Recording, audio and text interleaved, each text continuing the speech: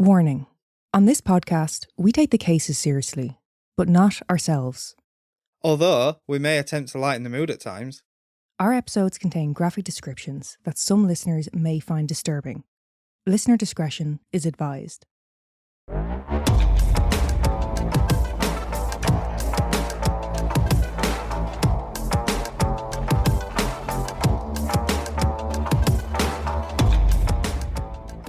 So, you know when a cat is just sitting there, staring at you, looking like they want to fight? Or they just want to cuddle. Depends on the cat, I think. Or the person. Right, well, sometimes when Ty is looking at me, I feel like he's just admiring his work. And by that I mean all of the fucking scars that little turd has left on my body. Now, the other day I was looking at a scratch on my arm. You know that big one that was the length of me fucking forearm? Yeah. So what had happened there was I was sitting on my desk, I was typing, as you do. Winding him up. That's exactly it. Ty took that personally and decided to rip the bastard arm off me. Yeah, what do you expect if you keep winding him up? I honestly was just sitting there typing. Like, the noise of the keys might piss him off. He likes to sit in the keyboards, but he'll come over and start typing on it himself. Yeah. Every time, if I get up to go to the bathroom or something, I have to switch off the keyboard. Seriously. Anyway, yeah, so I was sat there and I was looking at the scratch, seeing how it was healing. And I looked up and I happened to see Ty looking back at me like slow blink, like really relaxed, so at peace, so happy, very content. Do you know what I mean? Yeah, it's a very relaxed cat. But it was like someone who was looking at, you know, a piece of art that they've always wanted to see. Do you know what I mean? My body to Ty is the Mona Lisa, it's the Sistine Chapel, it's the fucking what have you. Right, well, I've heard of Mona Lisa. I have never heard of the Sis Chapel. But I do get your point. Do you get what it's like he's mesmerised by this work of art. And the work of art is my jacked up limbs. Yeah. Yeah. Yeah, well, just stop pissing him off. And then stop picking your scabs. I wasn't picking them, I was looking at it. I pick my scabs. Because it was an impressive scratch he had left. It was one movement. This wasn't when he latches onto my arm and tries to rip flesh off. This was, he jumped up, scrommed down the length of it. I know a more impressive scratch. Still never got an apology for it. You fucking scarred my arm. It's one of the deepest scars I have. It wasn't me. This is another case of you and accountability, I feel. Right, just to give you the rundown, listeners, I think we might have fucking discussed it before, nearer to the time. So this was years ago, and Megan... Yeah, it was actually, I think it's about nearly 4 years ago, I think, at this stage. Yeah. So imagine a big plastic tub, and it's full of knives and forks, and the corner of it had snapped off, so it had a sharp edge. But Megan decided to put it right, and I mean right on the edge of this unit on a tight space to walk through. So I was helping her carry some of the stuff. And as I was walking past this tight fucking spot, the corner of this plastic thing scratched my arm. So straight away I went, all I said is, Megan, why did you put it on this fucking edge? And she went, yeah, but that's not my fault. You walked into it. Right, are you done with your side of the story? Can I give my account now? That's exactly what fucking happened. I don't know how you're going to spin this one. It's not spinning it. So first of all, the edge you're talking about, that's where that item goes every single time. You do it as well. I take your point. I could have took the extra second to check each edge and gone, oh, that side's a bit jagged, I'll turn it in. Take your point there. But at the same stage, I was busy. I'm trying to get through this backlog of work.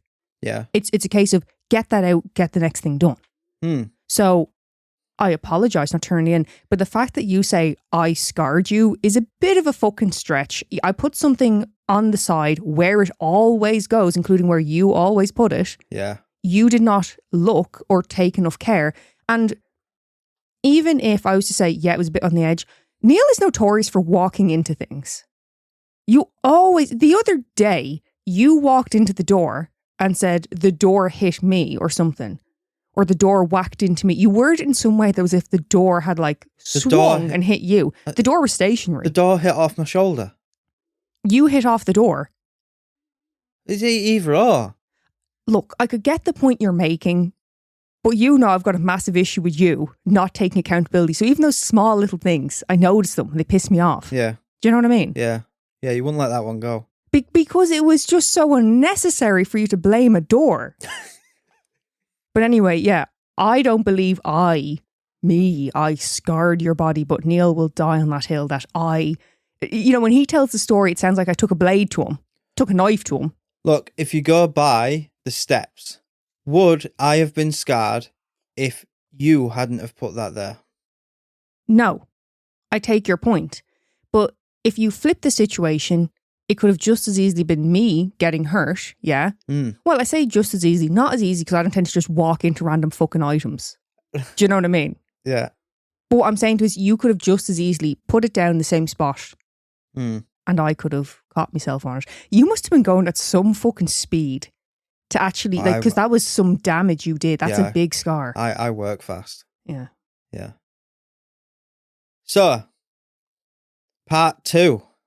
Part 2, Neil, of Peter Sutcliffe, also known as the Yorkshire Ripper. Why are you looking at me like that already? I'm just looking at you. Was there any, because we're recording this a week later, usually with multiple parts, we try to get them done quick. Yeah. It hasn't worked out that way with our schedule. So you've had a bit of time to kind of muse on it. Yeah. He should have still been hit round head with a brick at 5. Yeah. I think you were coming on a bit strong on his father. I was not coming on to his father strong at all. He were sexually assaulting his mother at 5. No, he was not. He said he were pulling his skirt down. I did not say that at all. What'd you say then? I said he used to follow his mother around and he would quite often hold onto her skirt like a comfort thing, like letting his mammy know I'm nearby, I'm here. Right, so next time we're out and about, yeah? Or to steady himself either. Yeah, sorry, go on. So if I'm out and about and I'm pissed up. Now you've added the to steady him. I'm pissed up. Yeah. And there's a bird in front of me with a skirt on. And I'm not pulling it down, but I'm holding on. I'm holding on for dear life. But you don't know her. This was a little kid, a toddler, and his mammy. Right. Okay. Just blew up your whole scenario there, didn't I? Anyway, we're getting a bit off topic. So last week we discussed Peter's background. This week we're getting into more of the Yorkshire Ripper side of things, and we're going to be discussing the attacks and murders committed. So for a quick, more cohesive refresher, in part 1 we discussed Peter's background, his adoration for his mother as a small child, and this is possibly due to the fact that his father was such a bastard. See, you're coming in on him again. I feel rightly so. But you didn't think it was rightly so that I came in on that woman for... Hang on. What? Hang on. Let me finish. Yeah. Oh. Well, now, Neil. It's all coming out now, isn't it? Is this a fucking main episode or a knocking back? What's going on here? Right. I was honing in Yeah. There you go. on that woman. Yeah. For robbing a fiver off of him and starting this whole thing. Yeah. I was wrong for that apparently, but you're coming in on the father. Because I think how come it's okay for you to say you're coming in on the father, but if I say I'm coming in on the woman? No. You said coming on, didn't you? Like coming on to. Like hitting on. That's what I heard. Oh, I heard something else. Oh. But yeah, I still think that is one of the most valid points I've made the whole time we've had this podcast. She's the cause of... It's a bit like you with that tub. What scratched my arm? Yeah. She is the person who put that tub there. Yeah. And Sutcliffe walked into it and scratched himself. Right. Hence, murdering loads of women. Hence. I just think it's the thinnest argument ever made. But me and you did go on to discuss it a little bit further. Now, I get the point you're trying to make that it was the catalyst kind of thing. Yeah. I understand that. I don't agree but I understand. I think you just made it sound very pointed towards that woman. I think I kind of bit a bit more because it disgusted me. Because that's what you do. Yes. But we did go on to talk about it after the fact. Just kind of like going back and forth. And I think I made a fair point here, yeah?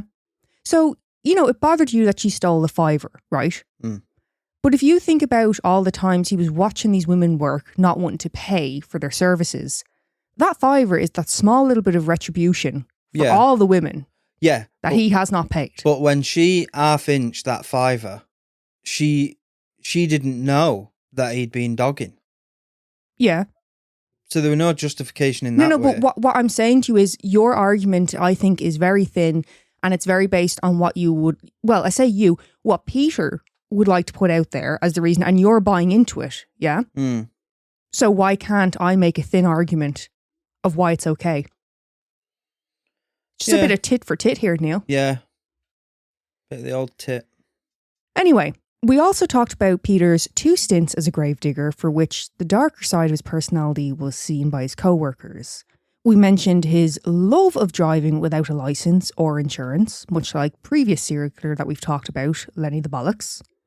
What else? We talked about him meeting Sonia, who he went on to marry, and towards the end, we started to see the formation, the origin story, if you will, of the Yorkshire Ripper, at least according to Peter and Neil. I liked her. I liked Sonia. I have to be honest with you, I kind of do. Yeah. She's kind of like, she's just kind of saying it how it is. Whether I agree, she was a fucking strong person. Well, I don't think she's dead. A strong person. You know what I mean? Yeah. Like calling his family riffraff. Saying it how it is. Yeah. Well, actually, I say how it is. I don't know his family. I'm not keen on Mick or his father. I'll say that. Yeah. But, yeah, if you did miss part 1, yeah, Peter used to go dogging, watching sex workers with his brother. No, they used to go out to sex workers for their services together. Oh. You know how it is. Yeah. With your sibling. Well, that's a bit better than you both sat there knocking one out. Is it though? I don't think any type of sexual activity with your sibling is, you know. Yeah. Right. So, with all of that out of the way, are you ready to start talking about the attacks and murders at the hands of the Yorkshire Ripper? Ready as I'll ever be. Between 7:30 and 8 p.m. on the 11th of November 1974 in Bradford, 28-year-old student and mother of 2, Gloria Wood, was making her way home when she was approached by a man who asked if she wanted him to carry her bag for her. Gloria politely declined his offer, and as she turned to walk on, she was struck 4 times to the head with what was later thought to have been a hammer. Gloria fell to the ground, not even feeling the hit. She was later found by a little girl whose mother then sought help. Each strike left deep lacerations to her scalp, and while in hospital, Gloria was operated on to remove splints of bone which had become lodged in her brain. She later gave a description of her attacker. She said that it was a man with dark brown staring eyes, black hair and a black beard. She said his skin was olive, not black, not white, but Mediterranean looking, possibly Greek or Italian. Neil? Yeah? I'm not even trying to be funny, but she just bang on described you. Right, well, I don't like the dark brown staring eyes. You do. You have dark brown, very big eyes. So this, I'm not necessarily saying staring. Yeah, but you do have very big brown eyes. Dark brown staring eyes is not a thing. It's people like you who have that horrific staring eyes. The light blue or the grey. Are you saying you doubt Gloria? What? Are you saying you doubt Gloria? Well, it sounds like she's describing me and I don't like that. It's bang on you. She said, no, Olive. Right. So when I was writing this down, I was kind of laughing because like, this is Neil. This, like, it's dead on Neil. I could feel you reacting as I was reading that. You knew. Yeah, I knew it would come in. Yeah. I mean, that is you.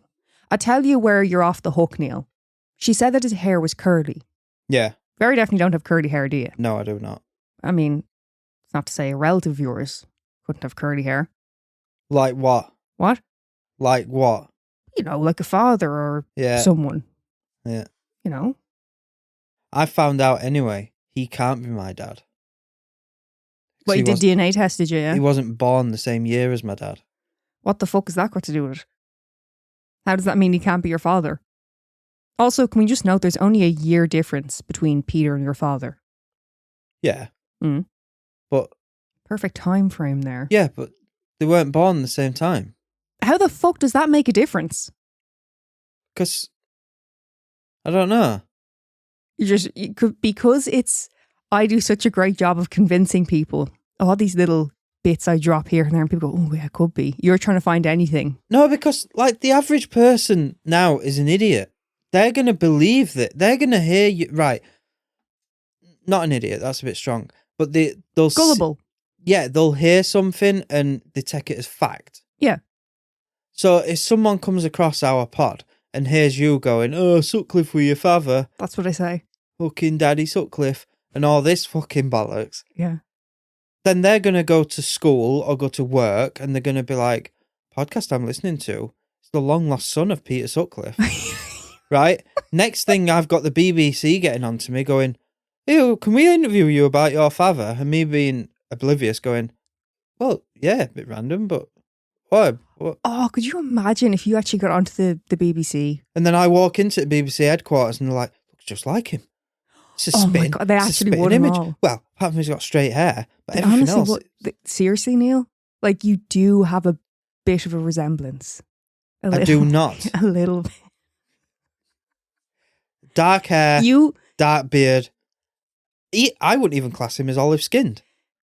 You do look more like Peter Sutcliffe than your biological father. I'll say that. There is much more of a resemblance. I look more Italian. He looks more Greek. Take it as a compliment, though, because a lot of people said he was a good-looking fella. There's a lot of people who said that about old Petey. Yeah, but like he looks more Greek. Right.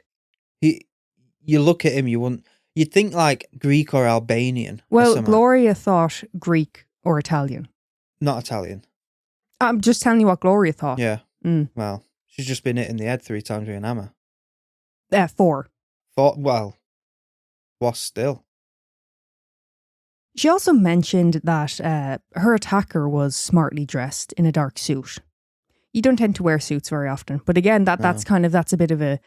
It's neither here nor there. You can change your clothes pretty easily. I'm not allowed to dress smart. When I first moved over here, you got me to get rid of all my smart stuff. No, I didn't. All I said to you was, why did you bring an entire bin bag full of ties? You don't even wear them for work. Your packing was the most bizarre thing I'd ever seen. Yeah. Now, like I said, Gloria was found by a little girl. And had it not been for children out playing nearby, which was most likely the cause to disturb Peter, Gloria may not have survived this attack. But just because she did survive, that does not mean she was not left with lasting damage. Aside from her physical injuries, Gloria suffered a breakdown and went on to receive psychiatric treatment for over 2 decades. Fucking hell. Police did not link this attack to the Yorkshire Ripper, and Peter was never charged. Oh. But you reckon it's his first attack?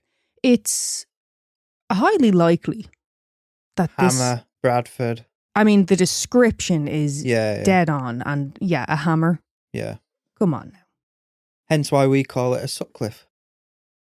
At approximately 1:30 a.m. on the 5th of July 1975, 34-year-old Anne Rogolski was attacked in Keighley. Keighley, yeah. Yeah, you had to ask me about that one. Yeah, because it's not spelt like Keighley. Yeah. So I asked Neil and he went, it's Keighley. Yeah. And I went, is it Keighley or Keighley? And he went, it's Keighley. Yeah, Keighley. Keighley. The name Keith Lee. Yeah, Keith. Keith. It's my accent. No, I know it's your accent, but I specifically said, yes, but Neil, if I was pronouncing it, would I say Keith? And he went, no, it's Keith. Tried to set me up. Anna was originally from County Kerry, Ireland, but had moved to Keighley with her older sister when she was just 15 years old. At the time of the attack, Anne had been in a relationship with a very abusive, controlling man who, on the night of the attack, had hidden all of her shoes in an attempt to stop her from leaving the home. What a random bastard. Yeah. Like, he put all the work in. He could have just hid one of each. Like, all the left. Well, Anne didn't actually know at the time, but she later found out this man had actually been in a psychiatric hospital and he had been given a recommendation to stay away from women for 5 years, I believe it was. Oh. But Anna didn't know this, Right. like I said, so. If I keep saying Anne or Anna, I apologise. For some reason, a couple of times when I've been like writing stuff down lately, I keep interchanging those names. I don't know what it is. I've had a few cases with those, all three of those names coming up, and I apologise. Well, they're quite similar.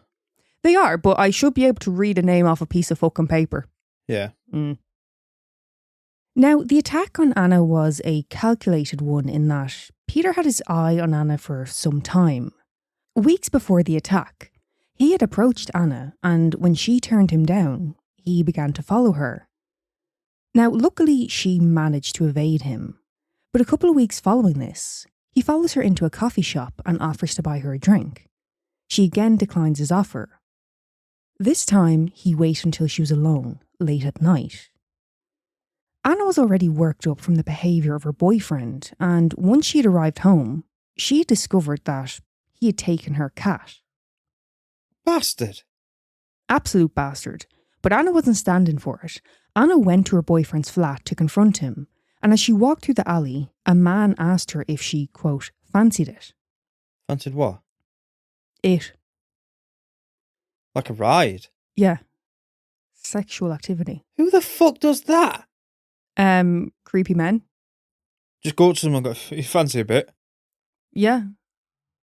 I think the worst thing I've ever heard a man say to a woman, and we were at a red light, we weren't going anywhere, and working for a company, and the driver must have been at least mid-50s, and he bellowed out of the window, do you want some of me fat? Well, he was another man from the north of England, wasn't he? Bradford. Was he? Yeah. Could have been a cousin. Yeah. Yeah.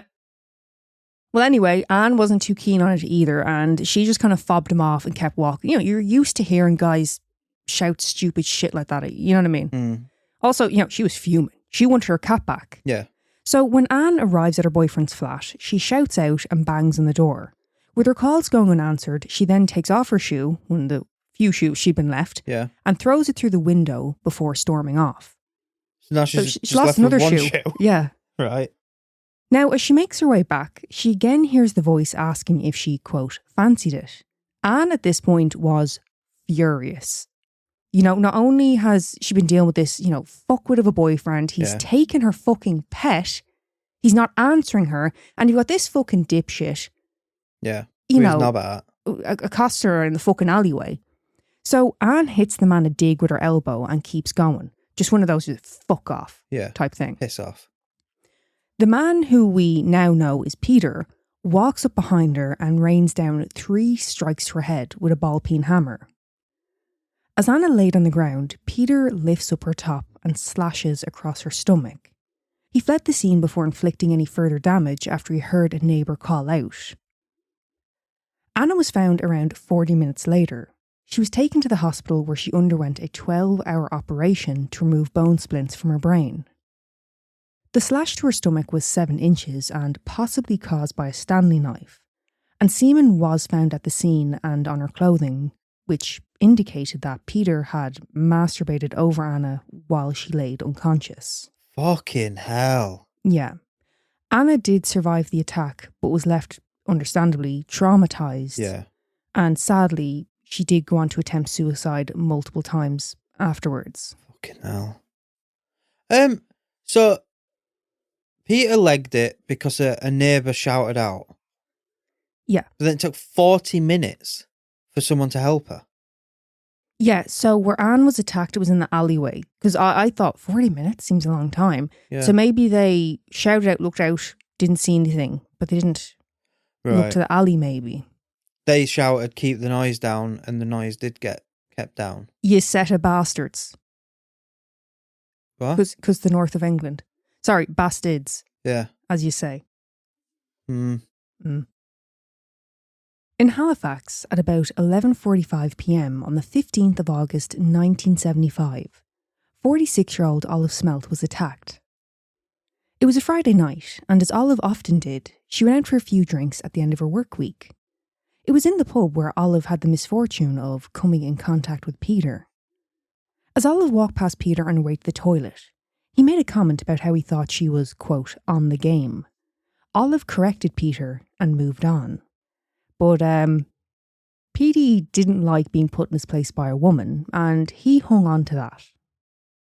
Who the fuck goes up to a random woman and goes, "You look like a sex worker"? Peter. Or on the game as if you look like you're on it. Peter had no respect for women, and he had no issue with making whatever assumption he wanted. He would put women into whatever category he felt. In the north of England? Yeah, They'd I mean, kick the shit out of you. I've said it before and I'll say it again. I wouldn't fuck with a northern woman. No.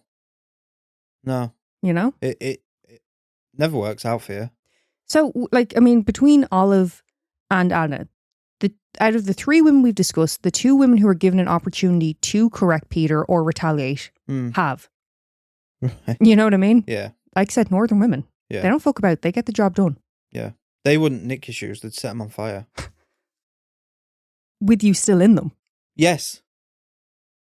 Now, later that evening, as Olive was close to home, Peter showed up. He struck Olive twice to the head with a ball-peen hammer. He then slashes across her buttocks, leaving a 12-inch and 4-inch Y shape. Peter said of this attack, quote, "I hit her on the head and scratched her buttocks with a piece of hacksaw blade or maybe a knife. My intention was to kill her, but I was disturbed by a car coming down the road. I didn't have time to finish her off." I fucking hell, we ain't even got to the murders yet. No.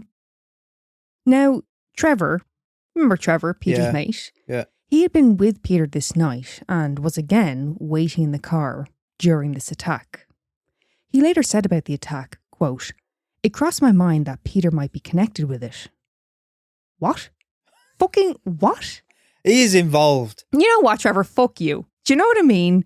Even if Trevor was not to know the extent of what Peter was doing, he already knew that Peter had previously assaulted a woman, and you're telling me that he doesn't think this was a pattern of behaviour with Peter. Yeah. He's a fucking scumbag. I don't even know what I'm upset about. I expect no less from a Trevor. Do you know what I'm saying? Yeah. Trevor, Terry, all them. I tell you another thing as well. It's coming back round, Neil. This goes hand in hand with what we mentioned in the last episode. You know, people who drink with others, even if they don't like them, or same goes for shitty people. They tend to stick close by. Shit sticks to shit. Shit sticks to shit. Yes. Do you know what I'm saying? Yeah. Neil, write that down. Put it on a t-shirt. Not always. Sometimes it bounces off. Does it? If it's hard. Have you experimented with this? Well, it's like if you take Norman out, sometimes it'll like hit off another one and bounce off. Don't always stick. Anyway, Olive was later found by a neighbour and subsequently taken to the hospital. Once able, Olive gave a description of her attacker and the attack itself. But the police did not believe her account. They instead tried to put the blame on her husband, Harry. Bastards! Oh, it gets worse. Police described Olive as a woman of, quote, loose morals, and this was because she was married but would attend public houses on her own. What? Yeah, they said that although she had no convictions or cautions for prostitution, she could be described as a, get ready for this, quote, enthusiastic amateur. Neil. Loose woman? My jaw hit the floor when I read that. She should sue. You know, whoever said that about her needs stringing up by the bollocks. Yeah. Enthusiastic amateur? How dare you? On the 27th of August 1975 at about 11 p.m, 14-year-old Tracy Brown was attacked. While on her way home that night in Silden, Tracy stopped to take off her platform shoes. While doing this, she looked up and saw a man stood looking at her. He walked on, and Tracy, making the same way, soon caught up with him. The two ended up walking together and chatting for about 30 minutes. He asked her name, and he told her that his name was Tony Jennis, a similar name to a friend of hers, Tony Jennison. Interesting that he happened to choose a name so close to a friend of hers. Certainly a way of breaking the ice and triggering a conversation. Yeah, but you don't do that.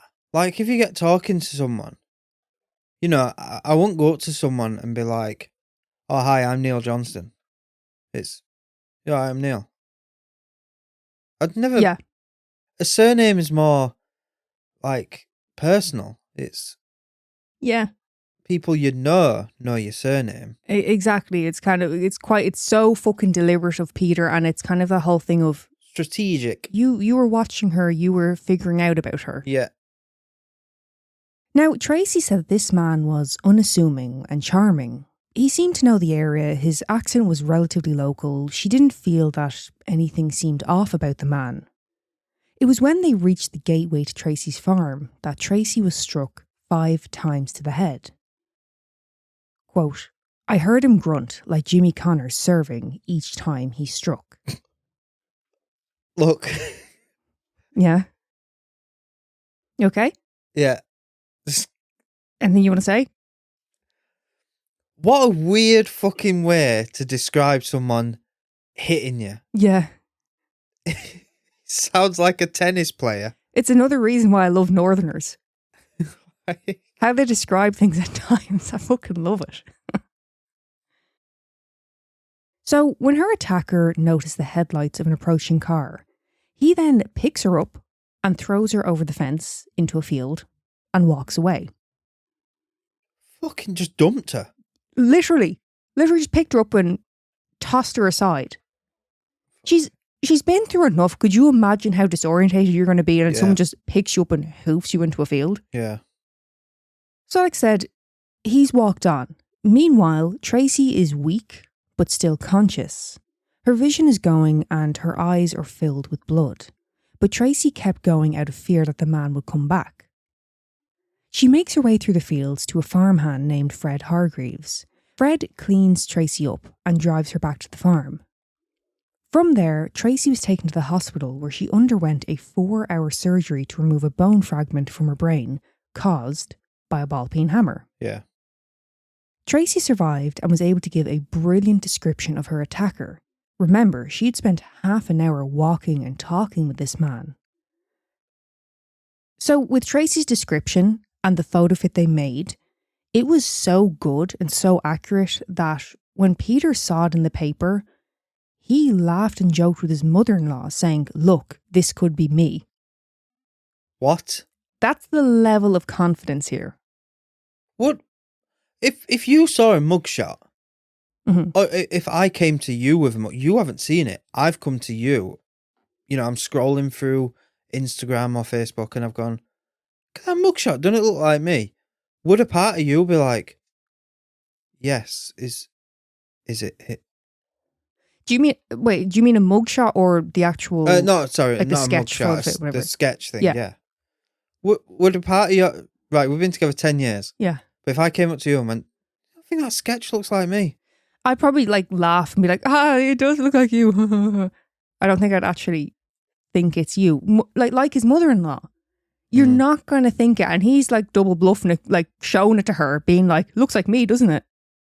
You're never going to think for a sec that, your son-in-law or whoever it is close to you is going to do that, So basically, if I were around back then, people would have been looking at me going, I'm sure he looks like him off that sketch. They honestly would have, Neil. You would have been pulled up quite a few times, I believe. Okay. Now, although Tracy's attack was later linked to the Yorkshire Ripper, it was not immediately, as Tracy was not involved in sex work. But it's the hammer. Yeah, even after Tracy had been identified as one of the victims of his attacks, he was never charged with her attack. Once they'd gone through the process, they were kind of like, well, we're not going to just add more on for the sake of it. Which Why- obviously for Tracy was kind of like, what about me? Yeah. What about justice for me? Madness. Not the band. No, because I thought it doesn't matter if you've already been, gone through the trial and everything and you've been sentenced. If something else comes out, you get dragged back into court Yeah. and they add on. Yeah, I think with this case, because as we'll find out, there was a hell of a lot of fuck-ups by the police. I think once it was done and dusted and they knew he wasn't getting out of prison, they didn't really want to bring up their investigation again. They didn't really want to kind of deal with it. They're kind of like, Okay. look, he's locked away. Right. You know? Yeah. You Keep got that door shut. not just how badly this investigation was handled, but how much money they put into it. Yeah. They really didn't want to put a pence more. Right. A penny. I had to stop myself from saying cent, pence. At about 1:30 a.m. on the 30th of October 1975 in Leeds, 28-year-old Wilma McCann was murdered. This was the first known murder attributed to the Yorkshire Ripper. Wilma was originally from Scotland and had moved to Leeds at the age of 18. She met a man named Gerald McCann from Derry. The two married and went on to have 4 children together: Sonia, Richard, Dana and Angela. The marriage did not last long as it was tainted by infidelity on both sides and physical and emotional abuse at the hands of Gerald. After the breakdown of their relationship, Wilma never received any form of benefits or financial support from Gerald, and so, when needed, Wilma would support herself and her children through sex work. On the night that Wilma was murdered, she was last seen trying to thumb a lift. This must have been how she came in contact with Peter. Wilma's body was found at 7:41 a.m, less than 150 yards from her home by the milkman and his 10-year-old brother. She had been left lying on her back, still grasping the strap of her handbag. Her trousers pulled down to her knees, and her top was pulled up, exposing her breasts. Her hair was matted with blood from the blow to the head, and her body was covered in stab wounds. 1 to her neck, 2 below her right breast, 3 below her left breast, and 9 to her abdomen. Semen was found on the back of her trousers and underwear. As with Anna, this indicated that Peter had masturbated at the scene while Wilma was dying or after her death. I know it's difficult to get into the mindset of a killer, but what do you think is, like, how do you think they, like, think? How do you get to that point? Like, what do you think's going through their head while they're stood there knocking one out? They must feel pathetic. I think They must be like, this is so fucking bad. I think they are sexually aroused by inflicting pain and suffering. Yeah. And I think also, at least in Peter's case, a little bit of a problem with his willy. Had to get to that extreme to do it. Right. Okay. You know? Yeah. Yeah. Like, it's a more severe case of, you hear about blokes who, they'll watch porn, and then they'll start amping it up on the porn and they start getting to more hardcore fucking stuff. And then if they watch regular, what we call regular porn. Yeah, I know what you mean, yeah. It doesn't do it. Yeah. So it's a more severe case of that. It's entirely conceivable. Like, we know that Peter went to sex workers. It's entirely conceivable that if he was going to one and he couldn't rise to the occasion, Yeah. that he would take his anger and frustration out on the woman. Yeah. And a northern woman would have been like, what's wrong with you? Well, Peter did say that Wilma had mocked him during their encounter, and he didn't take kindly to that. Yeah. At about 6:30 p.m. on the 6th of January 1976, 18-year-old Rosemary Stead was attacked in Bradford. Rosemary had finished her shift in the supermarket later than usual, and as she walked home that evening through the darkened alleyway, Rosemary was hit on the back of the head and knocked unconscious.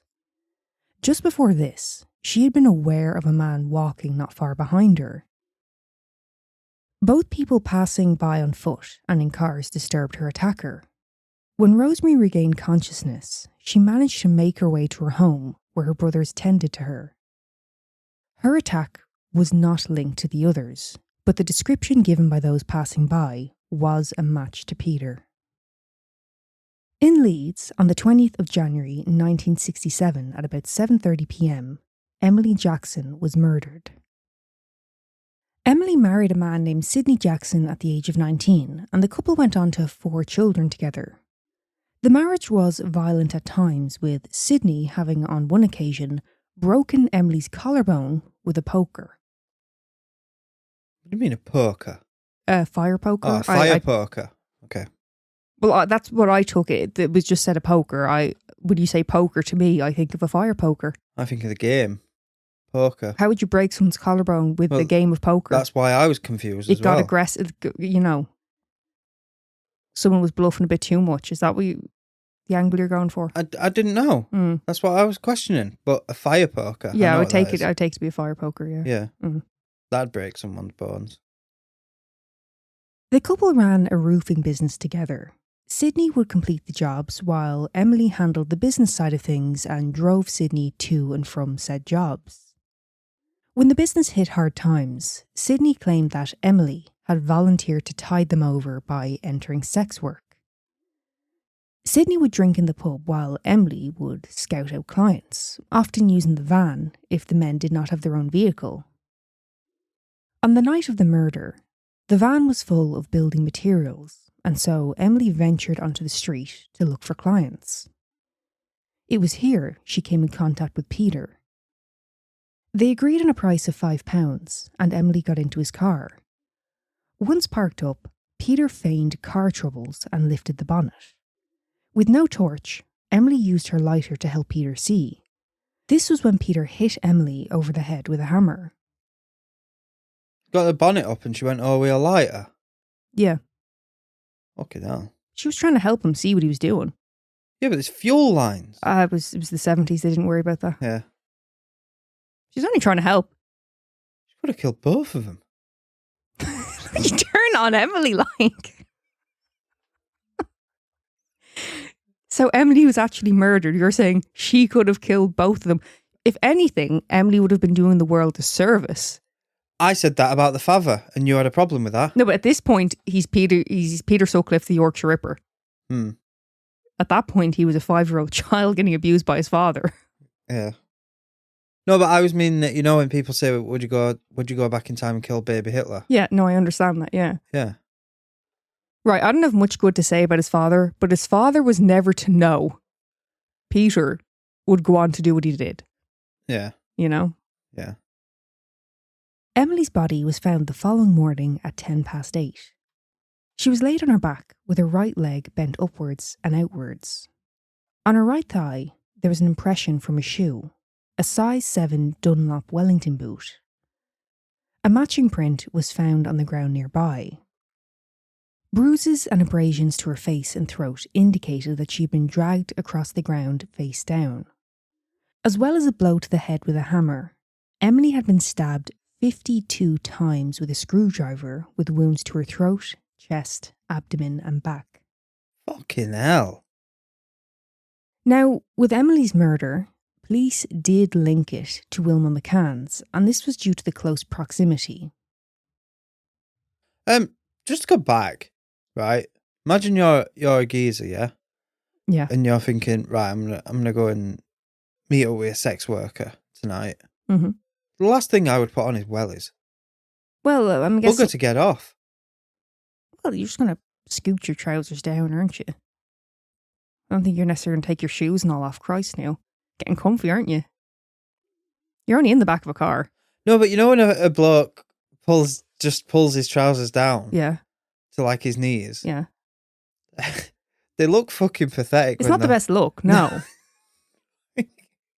I'm just saying, if you're in a car, you're somewhat limited on movement. So you're probably just going to do what you got to do.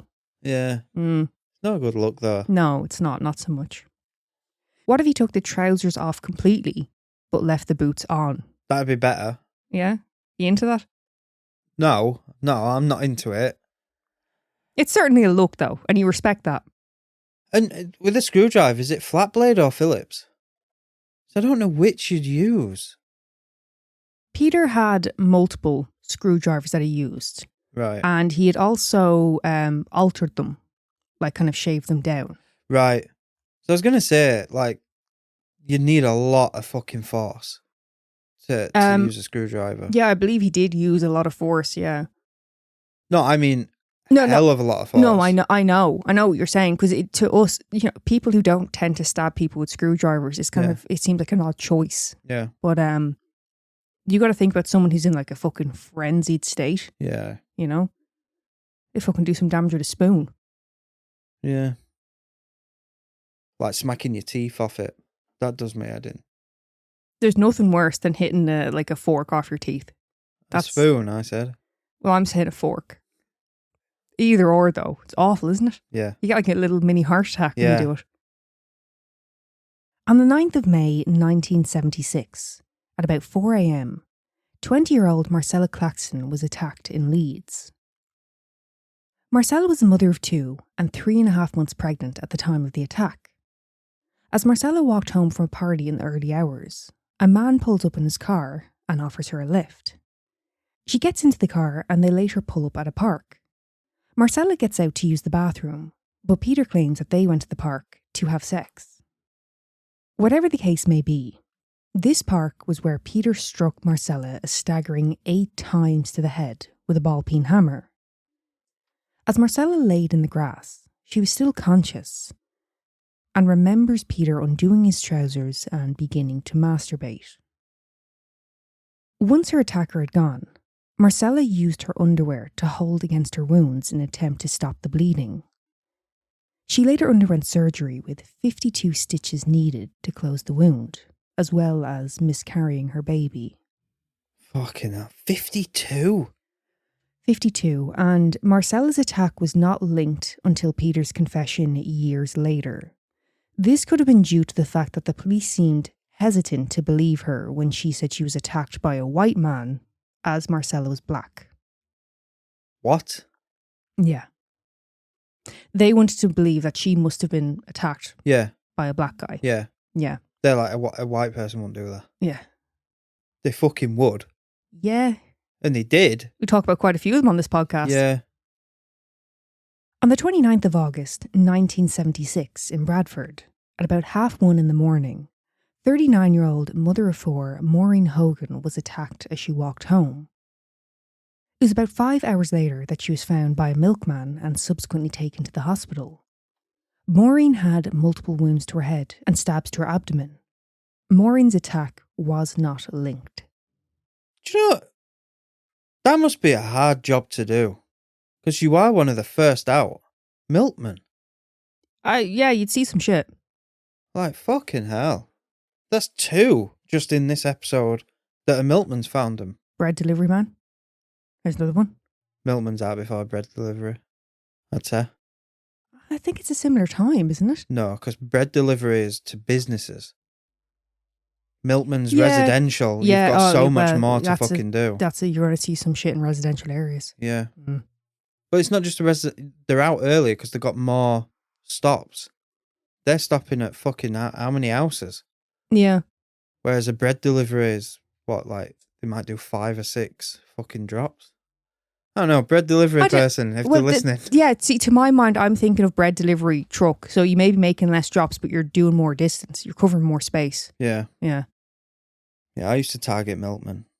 What? What Why do you say it so sinister? do you mean?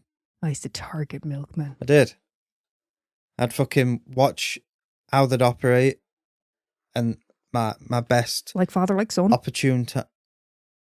What? Go on, sorry. I was taking a bottle of milk or a bottle of orange. Yeah.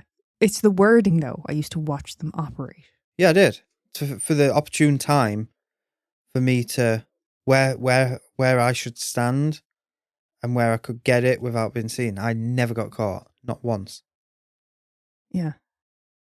I'd go out to do... You imagine little Neil going out to do his paper round.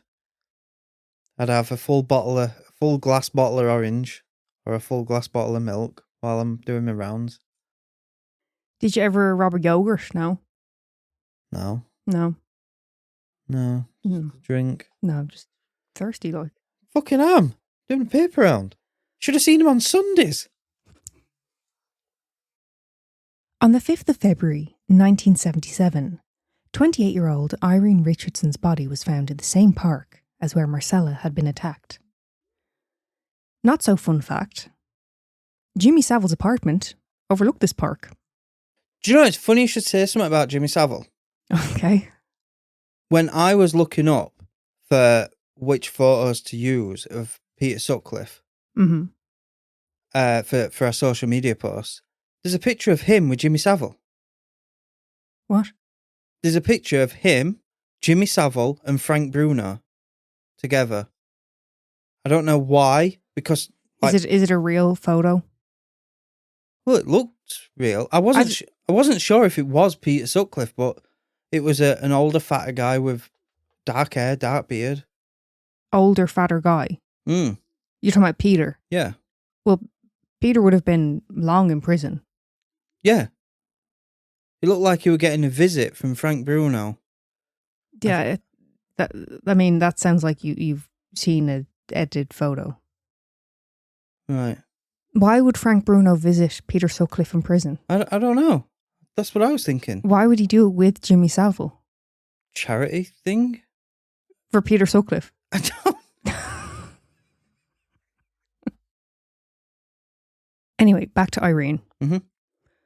Although her childhood was described as unremarkable, Irene ran off to London at the age of 15, and this was the beginning of a more turbulent life for her. Mm. By the age of 19, she had already birthed 2 children.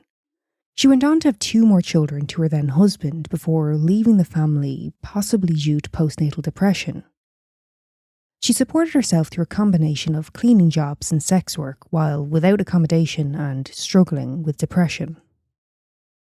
It was 7:30 in the morning when Irene's body was found by a man out jogging. She was laid face down by the changing rooms. Her hair was matted with blood. The blow to her head was so severe that, during the post-mortem, they discovered an almost circular fragment of bone which had been driven into her brain. This would have been as a result of the hammer having become lodged in her head by the sheer force of the blow. There was gaping stab wounds to her neck and throat, as well as stab wounds to her stomach with one large slash across which caused her intestines to become exposed. Her coat had been draped over her and her boots carefully placed over her thighs. Her skirt had been pulled up and her tights pulled off her right leg. Her used tampon was found nearby, as well as a 4-foot trail of blood, which led to her handbag, indicating that she had been dragged. Semen was found on the inside of her coat and the outside of her tights and underwear, again leading us to believe that Peter had, once again, masturbated following this frenzied attack. It seems to be escalating, though. This one seems to be more... very vicious. Yeah. Tire impressions were also taken from the scene, and Irene's murder was not linked to Wilma or Emily's until 3 months later. Like how? I know. How? On the 21st of April, 1977 in Leeds, 18-year-old Deborah Schlesinger was murdered.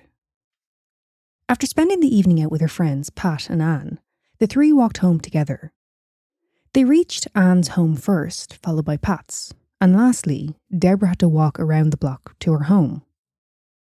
Just as she approached her front door, Deborah was stabbed in the heart before being chased across the street, where she then fell, slumped into a doorway.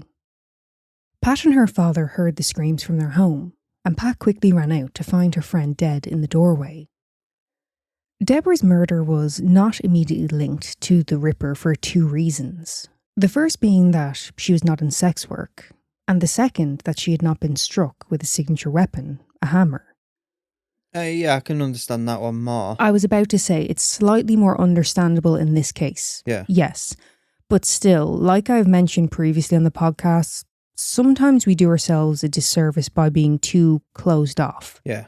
profiling is obviously a very helpful tool, but if it becomes a case of this is not their usual MO, therefore it can't be, investigations kind of get pigeonholed, and, you shouldn't be so convinced of your own theory that you disregard others. Yeah.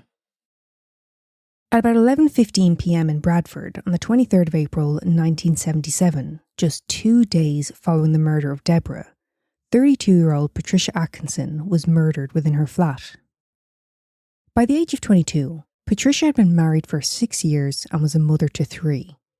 And as is not unusual for someone who has settled down so young, Patricia decided that she wanted to experience other aspects of her life and relationships with other people. Through this, she and her husband stayed together for the sake of their children before Patricia finally left the home in 1975. After this, Patricia entered into sex work. On the night of her murder, Patricia was extremely intoxicated, and this was when Peter picked her up. She told him that they had a flat that they could use and directed him towards the address. The following day at about 6:30 p.m, Patricia's boyfriend arrives at her flat. There was no answer, and so he tries the door, which was open. Inside, he found a pool of blood on the floor, and Patricia laid on the bed, her face and arms sticking out from underneath the covers. Her body was pale, and he knew she was already dead. Patricia was laid face down with her bra undone and her jeans and underwear pulled down below the knee. Her hair and bedding had become saturated in blood. She'd been hit over the head 4 times with a hammer. There were 6 stab wounds to her stomach, scratch marks from the claw end of the hammer, and bruising to her right leg indicating that she had been stood on or stamped on. A bloody size 7 Dunlop Wellington boot print was found at the scene. This later linked Patricia's murder to Emily's. Patricia was the only woman killed by the Yorkshire Ripper who was in full-time sex work, as well as being the only one killed indoors. I'm going to say, if they didn't link that one with the fucking Dunlop Welly, Mm-hmm. then I'd give up.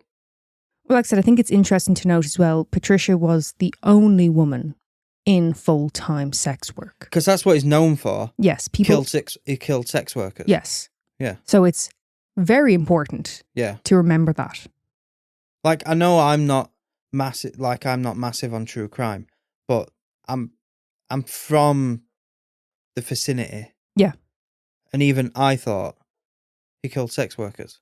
You would, because that's what they always push out there. Yeah. I'm sure I've probably said that before.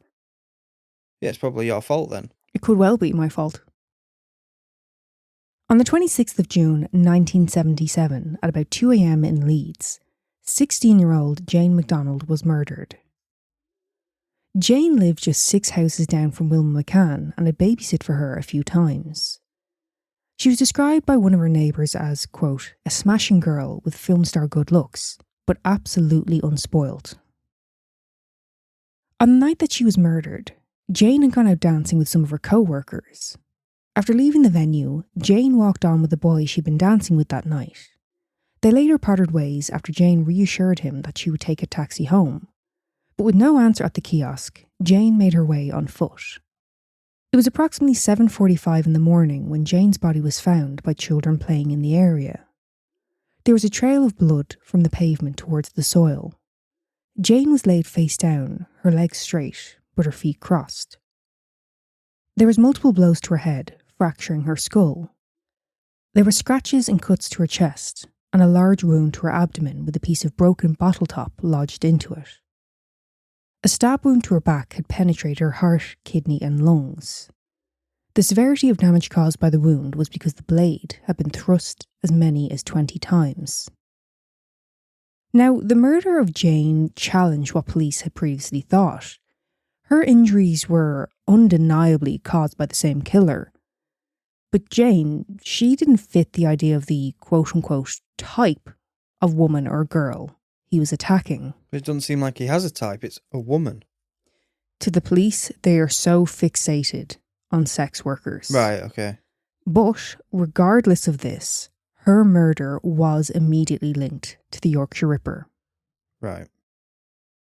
On the 10th of July 1977, 42-year-old mother of three, Maureen Long, was attacked at about 3 a.m. in Leeds. Maureen had long suffered with anxiety, something that contributed to the breakdown of her marriage. The night that Maureen was attacked, she had been out dancing and said that she had drinks bought for her off, quote, various men. Fucking go on, Maureen. Like, 3 kids to take care of while struggling with anxiety. She deserved to let her hair down.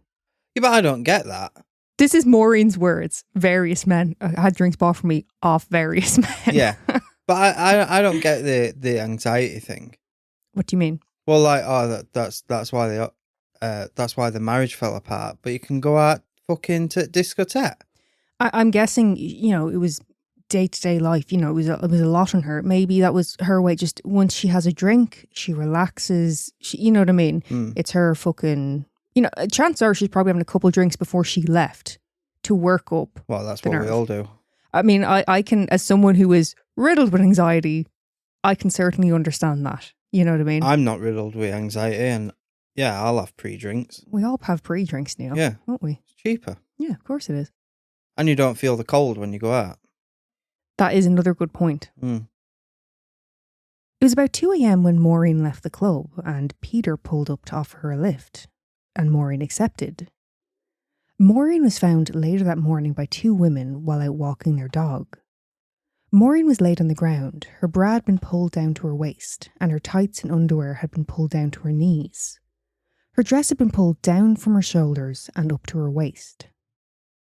Maureen was taken to the hospital. Her injuries included a blow to the back of the head with a ball-peen hammer, 5 stabs to her torso and left shoulder, with 1 penetrating her liver, and 3 fractured ribs, indicating that she'd been kicked or stamped on. Like stomping again.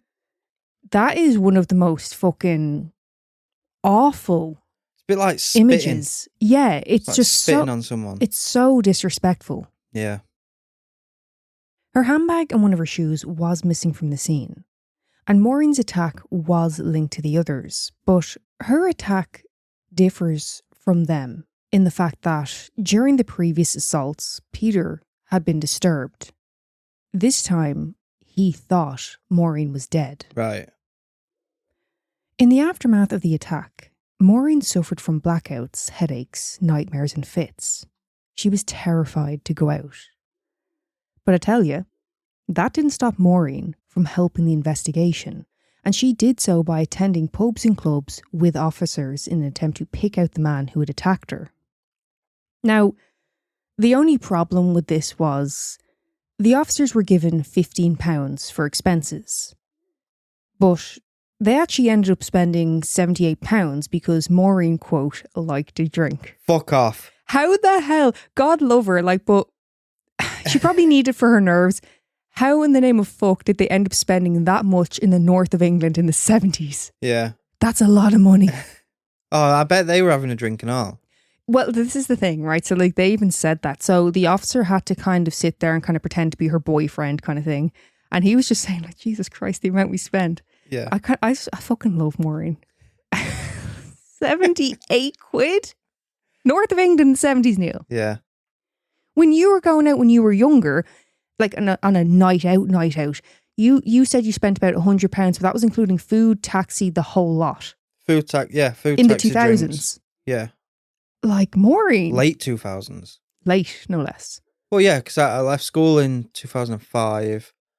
Yeah, you were in like your late teens, weren't you? Yeah. Fucking Maureen. God love that woman. On the 1st of October 1977, in Manchester at about 10 p.m, 20-year-old Jean Jordan was murdered. Manchester? Manchester, Neil. But this is Yorkshire Ripper. It is, but he ventured out a little bit at times. Right. I didn't know that. I thought they were all in Yorkshire. No, you're wrong. When Jean was just 16 years of age, she ran away from home. She ended up in London, where she supported herself through sex work. While there, she entered into a relationship with a man named Alan. A year into their relationship, Alan said that Jean confessed that she wasn't really a receptionist as she had told him, but that she was actually in sex work. Alan said, quote, "It didn't matter to me at all. I was hooked and I loved her." That's nice. It is. Good old Alan. I can do that though. Okay? Yeah. I'm just being honest. No, it's fair. Why are you laughing at me? No, it's just like, that's nice. Not for me, though. It's not for me. I think, like if someone was like, what do you mean? Blah, blah, blah. It's the same way, like if someone was, a boxer or something. There's a lot of women who say, like, I wouldn't want to be with a guy who does whatever combat sport because you'd be that worried about them getting hurt or, Yeah. Not for you. No. It's just not for you. Slightly different activity. No, I'm just saying though, because like I think some people, like say if you said that, some go, oh, why you judge him? It's like, no. Yeah. It's just not for you. That's what I mean. People would take it like, what, are they dirty? Is that what you're trying to say? No, it's just... But would you want to be with a traffic warden? No. Absolutely fucking not. No. Just a preference, isn't it? Anyway, Jean and Alan. The couple moved in together and welcomed 2 children before settling in Manchester. It was around 10:30 a.m. on the 10th of October that Jean's body was found in an allotment by Jim Morrissey and Bruce Jones. Now, for those of you who are unaware, Bruce Jones is an actor who later went on to play Les Battersby in Coronation Street. Oh, shit. Mm. Oh, and for you lot who aren't aware, an allotment is like a shed. What's up with you? Because you did that so well, how smooth you transitioned it. You didn't start laughing or anything first. You just went, oh, I wasn't taking the piss. You don't think people are going to know what an allotment is? Yanks might not call it an allotment. I don't know. Right, again, before I was rudely interrupted, an allotment is like a garden shed. You'd get like a plot of land and you'd get like a greenhouse or a shed and then a bit of Land to like plant stuff on. Yeah. But Les Battersby. Les Battersby. He Jean Jordan, yeah. So where I used to live, when I lived in West Yorkshire. Yeah. He had a nightclub. Did he? Yeah. He owned a nightclub just down the road. Mm. And that's where kids would go for pop and crisp night. Right. It all comes back around, doesn't it? Yeah. Mm. Also, I don't like the fact what you just said. Oh, he's known for Les Battersby in Coronation Street. Are we forgetting he was in the Full Monty? He was and all. Yeah, you're right. The nervous guy auditioning. Bless him. Yeah. I'm going to take it down a notch now. Mm. Now, like I said, I was about to say Les. Bruce was the one who found Jean's body. He did not come across her body immediately, see her and, report it. Her body was kind of concealed. And Bruce said that as he was going back and forth in the allotment, he had actually wheeled the wheelbarrow over her. Oh. Yeah. I mean, of course, he wasn't to know. Fucking hell, Bruce. It wouldn't have gone over smoothly first time. No, but it's uneven terrain. It's, you know what I mean? Yeah. Like in hindsight, this poor man, not only did he find her body, but, he would have, I'm sure, probably had it in his head, kind of like, I can't believe I did that. Yeah. Although, of course, he's not to know. How can he fucking know, Would be uneven. And I think I've heard that before about him. But he'd found the body. I didn't know. I'm nearly positive we had watched something together and you knew, but I couldn't remember. Yeah. There was 11 injuries to Jean's head. The hits were powerful enough to loosen 4 of her teeth, as well as tooth fragments being found in her mouth. 19 wounds to her shoulder, neck, and torso caused by a hammer. Her abdomen had been slashed open and her intestines were exposed. Not only were they exposed, but they had also been sliced as well. Peter would later say in his confession that the smell was that bad, he immediately vomited. Okay, now. Mm. Can I just say, just to point out, and I'm not speaking for everyone, but for people who are more ignorant to true crime, like I am, I was going to say like I was, but I still quite am. Still very much am. Is that not... I do that all the time. Yeah. And you get into that hole and you don't know how to get out of it. But what I was going to say is people who are a bit more ignorant to true crime, what we think of Yorkshire Ripper is he attacked sex workers. Yeah.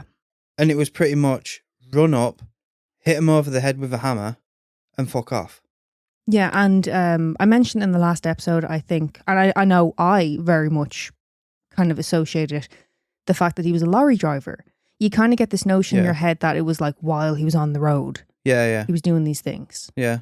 No, that's what it were. It were hitting him around head with an hammer. Mm-hmm.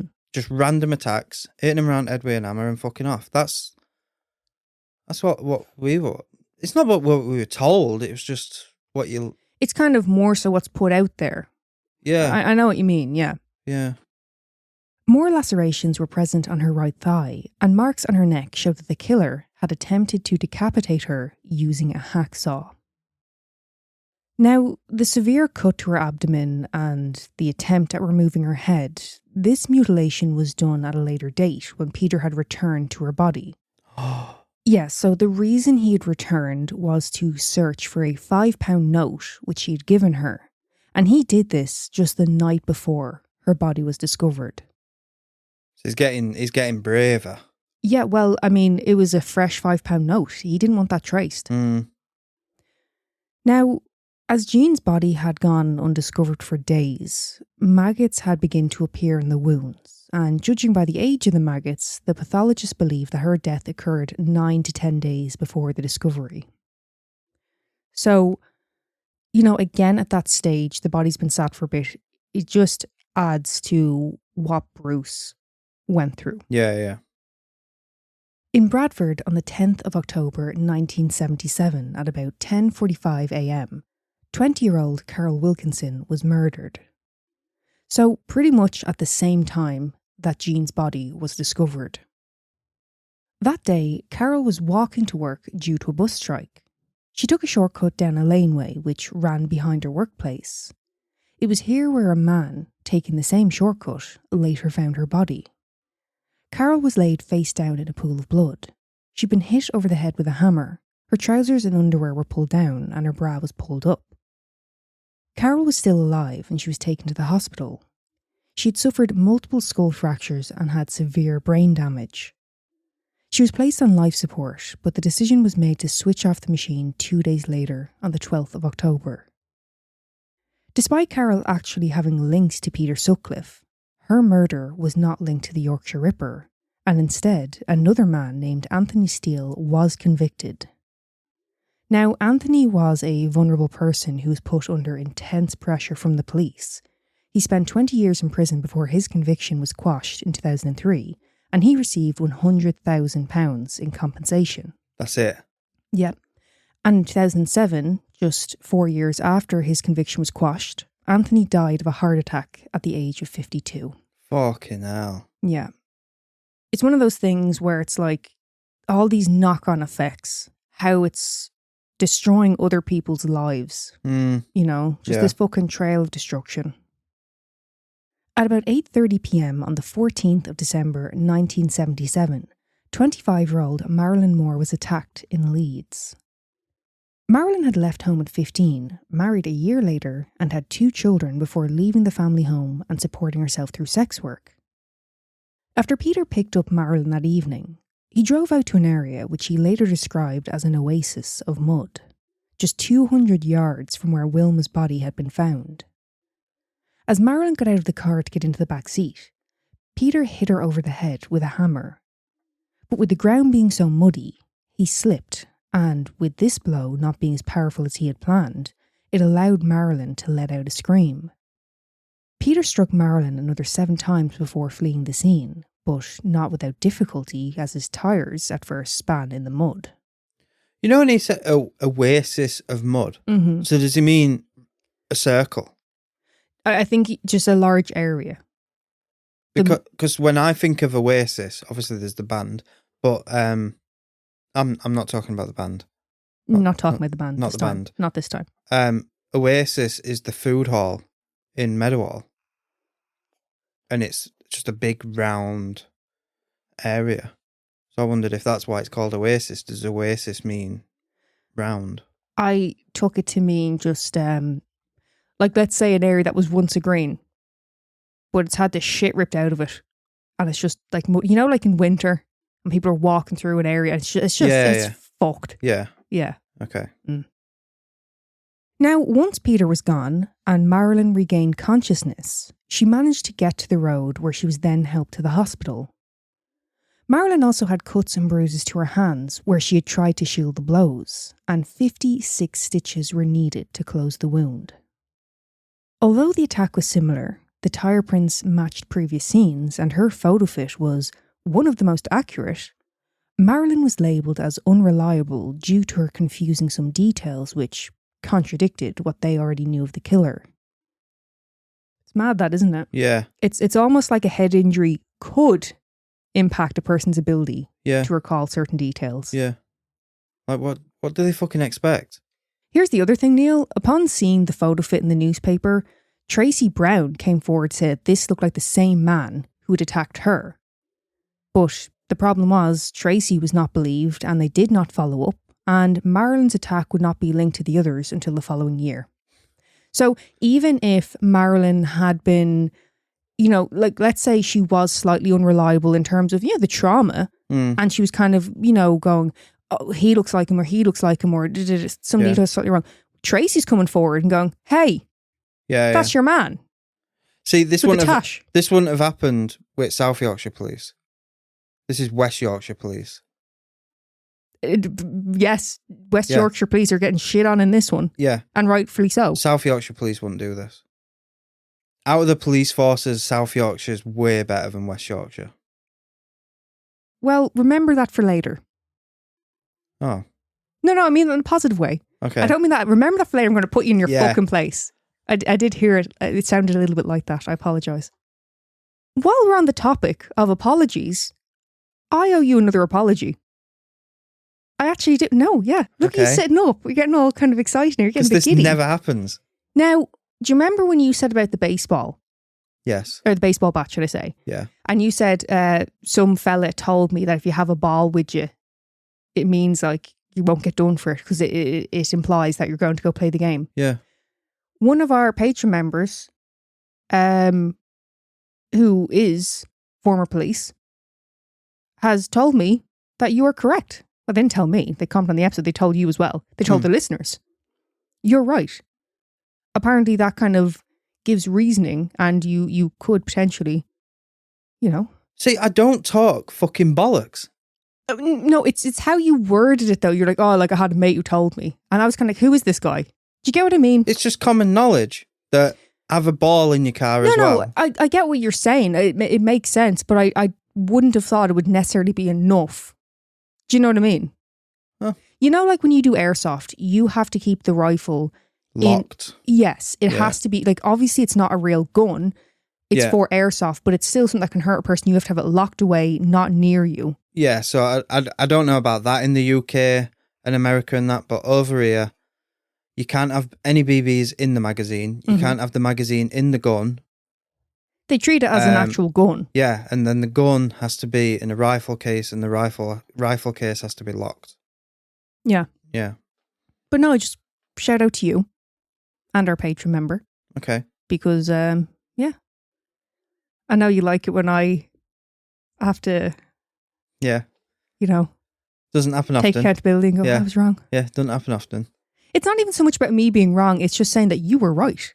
You know? Yeah, I usually am. Not even just you. I apologise to that random friend of yours from probably 20 years ago who said that. Yeah. Yeah. At approximately 9:30 p.m. on the 21st of January 1978 in Leeds, 21-year-old Yvonne Pearson was murdered. Yvonne left home at 17 and entered into a relationship with a man named Roy, who she would go on to have 2 children with. Now, because Roy didn't work, it was up to Yvonne to support the family, and she did so through sex work. And he was okay with that? Yeah, I didn't want to work, so... Fucking lazy bastard. Like. What's really upsetting as well, Yvonne had been worried about the Ripper, but she was forced to work by her pimp. By the way, I did look up the correct term because I feel like pimp is just not the right word to use. Apparently the correct term is procurer. What? Yeah. But if I had said she'd been forced to work by her procurer, you'd be like, what the fuck are you talking about? Yeah. Yeah. But like, try and next time it comes up, Like, try and like work that in. Why does it sound French? Well, I don't say French word. Like, I'm going to continue you to say pin. baguette. Baguette. No, you fucking don't. Pan of chocolate. You do make an effort to avoid Croissant. anything French or something that could have derived from French. Yeah. Yeah. Croissant, pan of chocolate. Like the looks I get off baristas. And I go, I'll get a croissant as well. And fucking rightfully so. Now, once picked up and parked up, Yvonne went to get into the back seat when Peter hit her over the head with a hammer. He then dragged her body towards an old sofa which had been dumped. He stuffed the horsehair filling from the sofa into her mouth and down her throat in an attempt to stop her from groaning. He pulled her trousers down and her bra up. And as he was without a knife, he kicked Yvonne to death, as well as having jumped on her chest with both feet. But I don't mean to criticise his technique, Mm-hmm. but he had a hammer. Why has he kicked her to death? I don't. Obviously, we know Peter has done this previously. But I don't choosing to do it over... Yeah. Was he annoyed? Was he pissed off that he'd forgot it and then got more angry? Because, you know, like we said, like kicking or stomping on a person it just seems particularly vicious, very venomous. Yeah. Yeah, I didn't want to see him callous, but if you've got a hammer, what? I didn't understand the kicking. So maybe we're venting, erectile dysfunction or... Yeah. Now, following the murder, Peter then covers her body with soil, turf, rubble, and the sofa. Yvonne's body was not found until the 26th of March. And just a reminder, she was murdered in January. Fucking hell. Yeah. Peter said that this was the first time that he had apologised and cried for what he had done. Oh. He denied having returned to her body, although there was a newspaper left underneath her arm dated after her death. Oh. On the 31st of January, 1978, in Huddersfield, 18-year-old Helen Ritka was murdered at about 9:15 p.m. Helen was a twin and she had two other siblings, also twins, born just 1 year later. When their parents broke up, their mother placed them into care. She claimed that she did not have space to house the children. Others said that her new husband didn't want to raise the kids that were not his own, as well as her having been beating her children. At the age of 18, Helen's sister Rita moved to Huddersfield and supported herself through sex work. Rita showed Helen the money she was making, and not long after this, Helen made the move to Huddersfield and began sex work herself. The night of Helen's murder, she had gotten into Peter's car and they had drove to a timber yard. Her body was found here days later with the help of a sniffer dog. She was nude with the exception of her socks and a bra which had been pulled up. Her body had been wedged between a shed and a pile of timber with a sheet of asbestos to cover her. There were wounds to the front and back of Helen's head and 3 stab wounds to her chest. Elsewhere in the yard was a blood-stained area of the ground, and pubic hair was also found within her mouth. Peter did change his statement regarding the murder of Helen, but in both accounts he states that he had sexual intercourse with her. He said, quote, "Meanwhile, against my wishes, she was in the process of arousing me sexually." Hang on. What does he think's going to happen when he's going off with a sex worker? What did he mean by that? So, I can't speak for Peter. You know. Yeah. Not many can. I'm guessing he means they parked up and she was immediately like trying to get on with it. So she went to touch him and he was like, "It was against my wishes." You picked up a sex worker? Yeah, but Peter's a bit odd with women. You know. Oh, she's on the clock. That would be my thought. Once you pick her up. Yeah. You know. She wants to get it done, so she's... Yeah. Yeah, but it was against Peter's wishes. Right. What a bastard. Peter spoke of how the first swing of the hammer didn't inflict the damage he had hoped for, as he had accidentally caught the car while she was in the process of getting into the back seat. Helen, of course, you know, contact had been made, but she was okay at that point. She was terrified and was kind of like, you know, what the fuck are you doing? Peter said, quote, I had no alternative than to go ahead with the act of sex as the only means thereby of persuading her to keep quiet, as I had already dropped the hammer several yards away. What? Yeah. So he's basically saying, the jig is up. I had to go through with the act. I did not want to. Yeah. Do we know if he was using the same hammer? Yeah, he used multiple. Okay. Some were the ball peen and some were the claw. Yeah. Claw head. Is it claw head hammer? Yeah. Yeah. Claw hammer. Claw hammer. I knew it didn't sound right. Look at you now. And now you know why I call it a Sutcliffe. I don't have a ball one. No. Don't need it. Just a claw one. That'll do. Claw head, as they say. Yeah. Now, just to kind of interject with something slightly different, and all jokes aside, to do with Neil's dad and all that, I did actually ask Neil, you know, could he message his dad and, you know, kind of get his experience and opinion as someone who was not only living in Yorkshire at the time, not only travelling around, you know, he was a lorry driver. He had experience of being stopped multiple times during the investigation. Your dad also went on to drive a taxi. Yeah. And while driving a taxi, he would often, you know, look out for sex workers in the area and give them lifts and stuff, you know, just to, well, like I said, just to look out for them. Yeah. You know, be someone they knew, or, you know, to be that person they knew they could, you know, just fucking relax with. You know. So Neil messaged his dad and it wasn't very successful. He's a man of few words. Yeah. So I messaged him, what was it like when Sutcliffe was about? Megan is asking. And he said, well, let's just say all the women round this area were a tad frightened and had no trouble shitting.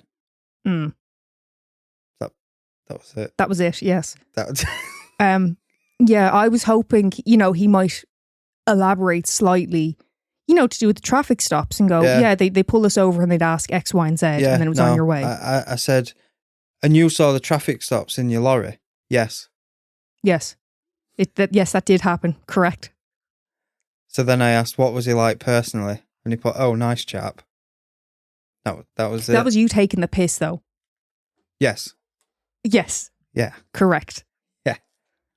But yeah, no, there you go. I mean, I really thought you know, it'd be interesting. Like I said, we should have also asked your mother, now that I think about it, you know, as a woman living in the north of England at that time. I did actually say to you, I assume you didn't,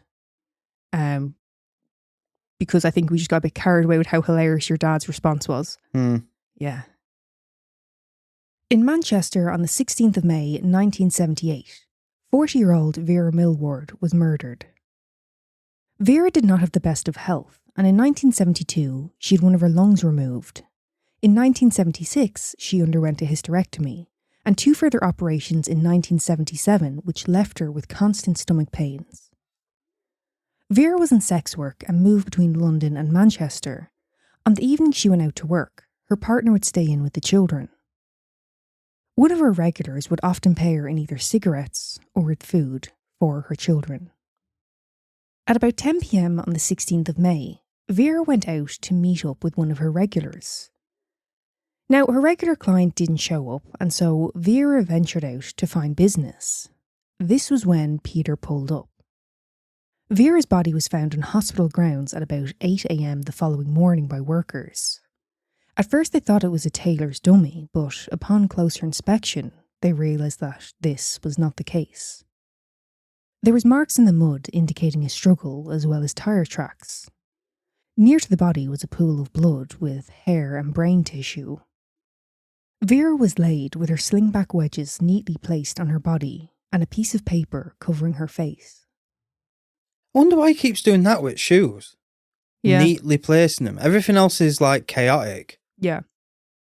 But the shoes neatly placed. I wonder what that is. Yeah, like, so again, the shoes placed, but like with With Irene, it was like the boots placed almost as if, so when you come across her, it looks like she was wearing them or something, Yeah. I believe. I don't know. Like, do you think he was trying to, that's going to be my signature thing? They're going to call me the shoe killer. Maybe. I don't know. Yeah.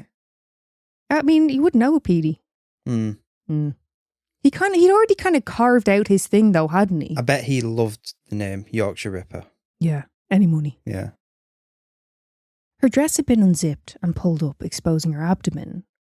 Her stomach had been slashed open, with her intestines protruding. Several fractures to her skull had caused bone to lacerate her brain. Her right eyelid had been punctured and her eye bruised. One wound to her chest was thought to have seen 3 separate thrusts, causing damage to her lung, liver and stomach. Vera's death was, evidently, a particularly violent one, so much so that the photos of her body were not given to the jury during the trial. In June of 1978, the month following Vera's murder, the police issued a notice to all forces. The notice stated which assaults and murders they now considered to be linked to the Yorkshire Ripper. These were Anna Rogalski, Olive Smelt, Wilma McCann, Emily Jackson, Irene Richardson, Patricia Atkinson, Jane MacDonald, Jean Jordan, Helen Ritka, and Vera Millward. They were fairly sure that the attacks on Maureen Long, Marilyn Moore and Yvonne Pearson were also linked, as well as the murder of Joan Harrison. Now, we haven't talked about Joan yet, but we will later. And I think that is where we are going to leave it for part 2. Okay. There's quite a lot to get through. Yeah. You know, I'm doing my best here. It's very full on. Yeah. So it's a lot more full on than I thought. Like I said, it was twatted with hammer and ran off. Yeah. Little bit more than that. Yeah. Yeah, it's like, I don't know why that didn't pop into my head sooner, but it was when you said intestines were out, and it was like, it was never anything said like this. No. It was like, just a little weirdo fucking... It's very much, he attacked sex workers, hit them with a hammer. Yeah. I don't know. Fucking West Yorkshire police, you know. Any kind of thoughts, opinions? Because obviously in part 1 we're talking about Peter Sutcliffe. Part 2 we are very much focused on the Yorkshire Ripper, if you get what I mean.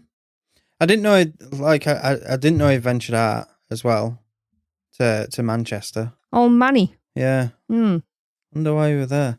Yeah, like, what do you want me to say? He was a terrible person. He was, yeah. Yeah. Outrageous even. I still think at 5 years old, his head should have been caved in with a brick. But that's just me. You'll never get me to change my mind. No, I get the point you're making. It's just, you're not going to, right, if we had a 5-year-old kid, we're not going to hit it over the head with a brick just in the chance that the kid turns out to be... He started trying to undress you. He wasn't trying to undress anyone. You said he were pulling on his mother's skirt. No, he was like holding onto his mother's skirt for like stability, comfort, whatever it may have been. You can't be doing that, Megan. A 5-year-old still got some weight to him. Could have pulled the skirt down. Do you know, like if I go to Norman, if he's like standing by him, if I go, put my hands and go, hop up. Yeah. He jumps up for me to pick him up. Yeah. Does that bother you? Do you feel like he's got legs? She didn't fucking wave a skirt about and went, come on, Petey. Well, she might have done. I don't know. I wasn't actually there, Neil. But yeah, it's how are you feeling now? Because like I said, that the part 2 is quite intense. Where it's all the really, you know. Yeah, it was a bit heavy. Yeah. We're looking at all the. It's just attack and murder one after another. Yeah. You know. Yeah. Yeah. It's definitely heavier than what I was prepared for. Yeah. Now we've still got some more to go, but like I said, I have to split it up. Otherwise, you're going to be here all fucking day. Yeah. You know. I appreciate that. But that's the other side of it. Is like it's not just the time it takes, because it's so much to be taken in. I think you need. I mean, even in just this recording, obviously Neil's going to edit together, but we have took a break in between. Yeah. Because yeah. So, oddity. The Turnspit Dog. The term. Turnspit Dog. Turn as in turn around or term? Turn. Okay. Rotate. Right. Have you heard of the Turnspit Dog? Absolutely not. So, the Turnspit Dog was a breed of dog which was specifically bred to aid the kitchen. In contrast to many breeds which are bred for appearance, Turnspit dogs were bred for their size and ability. With their sturdy, elongated body and short legs, their job was to continuously run in a wheel in order to keep the spit over the fire in rotation. Basically a hamster in a wheel. I honestly thought you were going to say they spat. No. Like they were spitting. No. Into the food or something for seasoning or something. No. I didn't know where you were going with it. No. So essentially a big hamster wheel. Yeah. With a dog running in it. Yeah. So very much a working dog, not a sweet little companion to love and shower with affection. Mm. That's not me saying it. That's, these bastards. Ugly bastards. Well, the thing is, to me, that is upsetting enough, yeah? But we also need to talk about the conditions that these little doggies had to work in. Mm. The dogs, they had to run for hours in hot, smoke-filled kitchens. In some cases, there would be two dogs, and when one would become too exhausted to run in the wheel, they would trade out the dogs, allowing alternating rest periods. Okay. Why do you sound positive about that? Just to get a break. Do you know why you sound fucking positive about that? Where do you fucking reckon the Turnspit Dog hails from, Neil? You're not going to say it UK. It's the fucking Brits again. They were predominantly found in England and Wales between the 16th and 19th century among the wealthier families, as well as some inns and taverns. Understandably. Is it? That it'd be wealthier people who'd have them. Yeah. Well, the inns and taverns, that got me because, I love when you walk into a business and there's a cat or dog floating about, but this doesn't have the same vibe, does it? No, not so much. Not at all. Do you know my cousin, she used to work in a hotel where they would just have two Labradors knocking about the reception area. I think you've told me that before. You'd walk, because I think my mum was giving her a lift, and because there was two dogs, I was like, I'll come up. This is when I was a kid. Yeah. I was like, I'll come up, I want to see them. And they're just, the desk is there, in the centre, well, kind of to the side, and the dogs are kind of just there. Like they're like statues, but they're not. Do you know what I mean? Also, do you remember when we were in Rome? There was a lot of cats all over the place in Rome. Well, animals in general, but specifically cats in shops. And do you remember we made friends with one of the cats? We did. Yeah. Got a photo of it somewhere. I was going to say, do you still have that photo and we can post it? Possibly. I'll have try a and look. find it. That was a lovely cat. Might be on the laptop you just wiped. Could be, yeah. Anyway, by the mid-1800s, Turnspit dogs began to wane in popularity. This was due to the invention of mechanical turnspits which utilised weight, steam and clockwork. And as no one really gave a shite about the dogs other than the labour they provided, the breed went extinct. In Edward Jesse's book, Anecdotes of Dogs, he wrote, quote, "They were long-bodied, crooked-legged and ugly dogs, with a suspicious, unhappy look about them, as if they were wary of the task they had to do and expected every moment to be seized upon to perform it." Like, no fucking shit, Eddie. That's what they were bred for. But we still have that breed. It's describing a sausage dog. Yeah. So we still have it. They are pretty similar, yeah. Well, I mean, no, they look kind of different, but that would be the nearest equivalent shape-wise. Yeah. I don't want to say body, because Turnspit was a bit sturdier than a sausage doggy. Right, okay. But yeah. Now, this book, by the way, I found an old copy of it on eBay for over £300. Now, if we ever come into the type of money that I can justify spending that amount on a book, I'm getting it. You want to spend 300 quid on a book? It's a book all about dogs. I love it. I really want it. That's one of those things, one of those like items you just have. Can't we find it on Kindle or something? I have because I want the actual book. Oh, you're one of them. That's one of those you like have. That's that book. Yeah. Look at it there. Don't touch it now. Yeah. It's right there. You can look with your eyes. One of our patrons, I can't remember what the book was, but they were like, "Oh, I read this in the book. Neil, I'll send you a copy." And it's like, I don't read. Save your postage I Yeah. don't read books. Would you listen to an audiobook? No. Oh. Like, I don't really listen to podcasts. Yeah. Really. I ain't got the attention span for it. Fair play to you listeners. But yeah, anyway, there you go. Turnspit doggies. Hmm. Bit sad, isn't it? Yeah. What do you mean? Yeah.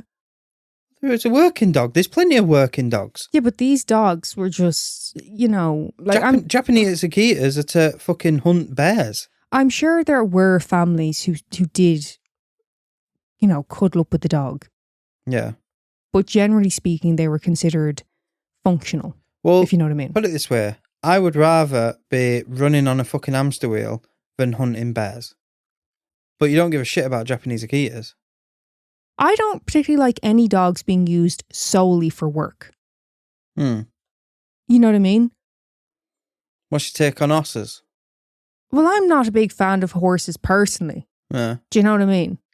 I don't have anything against a horse. I don't wish harm on it. Donkey. What about it? It's kind of a similar thing. I don't wish harm on it. I don't really like animals. Right. I understand, like a collie being used on a farm. Yeah? Yeah.